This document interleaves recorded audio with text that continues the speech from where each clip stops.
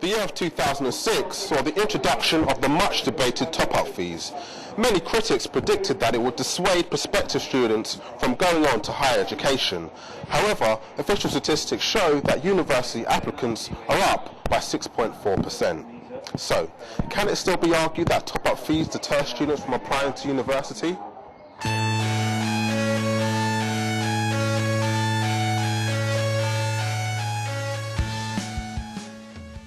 Okay, so the Socialist Society have just set up this stand today.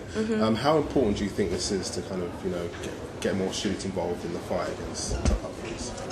And a lot of people end up, they leave university and they're in so much debt. And they can work until they're like 50 and still have the debt on top of them. So, you can get rid of it. Lots of people graduate and just go into ordinary jobs and middling jobs that aren't well paid, and for years and years, and it takes years to repay these loans. You're starting life as in a new job with huge crippling debt.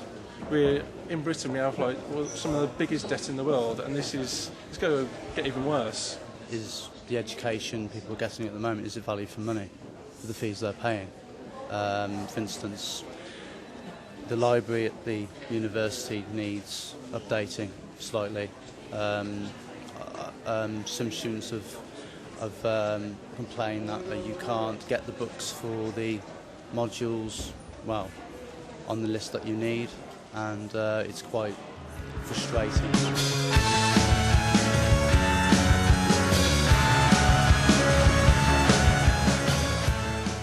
I think they're a good idea. I think they offer more financial support for students. The loans now are bigger and kind of help students, and they don't struggle as much. And also the universities need the money to improve the education system, and we're the ones who are gaining from the universities, so we should be the ones who pay for it. The government have hardly not given their reasons, haven't given their reasons for introducing it, so if they would, then maybe you'd take a different view on it, but at the moment it's not justified by them. Most students that I've spoken to about top-up fees, the ones that are against it, they say that the reason why they're not supportive of top-up fees is because although it brings in more money to the university, they don't see where it's going. So can you tell me, where is this money being invested? Yes, I mean, this is a question I have, and there's some wonderful answers you can give to this question. Right? Actually, when you look down at the analysis on this, the investment is going into facilities directly which will benefit the students, right? You have to recognise that we get part of our income from the government and part of our income from student funds, and clearly we aggregate those together and look at how we can spend it within the university. If you look at some of the investments that this university has made in the past few years, it has made, as you know, it is investing significantly in a new library on this side, below where we're sitting now, right? It has actually done a major investment on the estate strategy over in Westbourne Road, where there's a new health facility. You may also have picked up recently, we've announced over the next 5 to 6 years a potential major investment in estates, sports and all those things going forwards. It's only the fact that we've got those fees coming in that's actually letting us put that investment back in to the facilities that are available to students across the institution.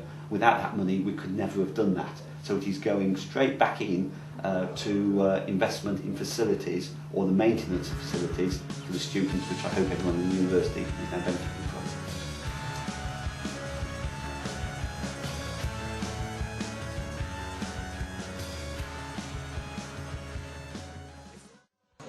I mean, there definitely is more money coming into the university as a result of top-up fees. But do you think that the university is doing enough to show how that money is being spent? Well, for the business school at UCE, we've just had a redevelopment of our third floor and a learning centre built, and it's definitely improved. Well, for us, we can see the improvement. I'm not sure about the university as a whole, but for the business students, it's definitely shown an improvement in funding.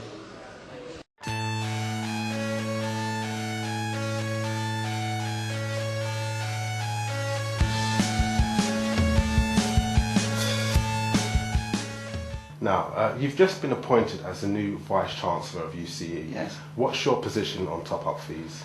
Right, on top of fees, the first thing to identify is that the £3,000, as you know, which came in about 2 years ago, the actual funds for that were very much needed to actually support the university sector, and actually sitting and running a university here and actually making sure we give the quality of experience to students.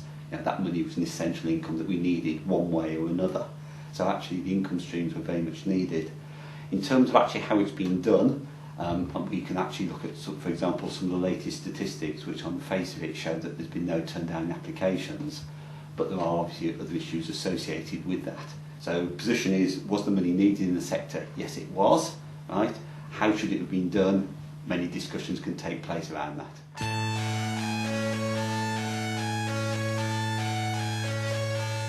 From personal experience, as people I've got friends and family who've been put off going to university because they feel like it's 3 years, and at the end of it you pay huge amounts, so you don't get a guaranteed job at the end of it.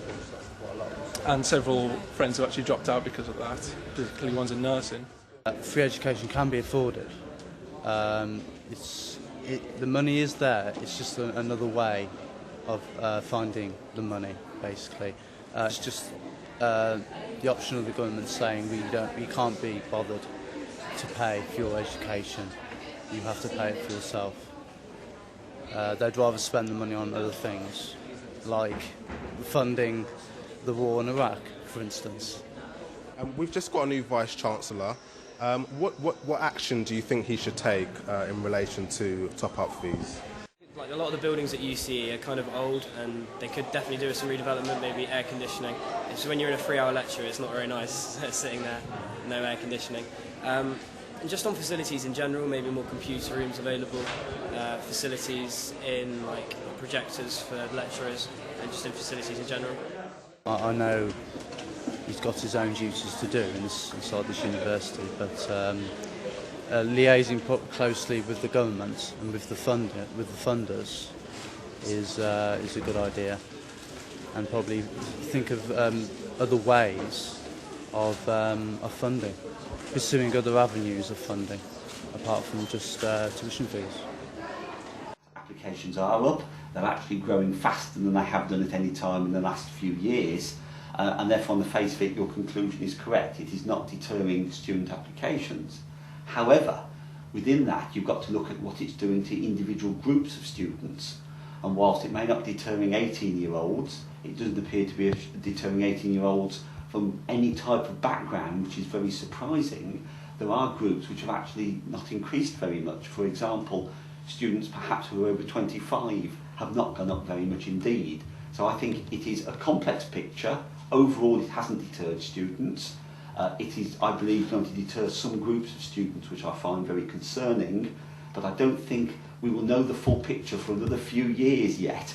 And the other thing we won't know is what impact students leaving with the type of debt which they now may be leaving is going to do for postgraduate study and for other issues. So we have to wait and see, and of course, as you're aware, the government is going to have a commission in 2009 which is going to look at the trends, and I think that has to happen.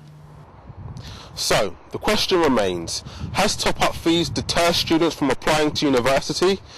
The answer is neither yes or no, and whilst some might argue that the recent rise in university applicants proves that critics were emphatically wrong, it is far too early to analyse the lasting legacy of top-up fees. This is James Barber, signing off for UCE TV.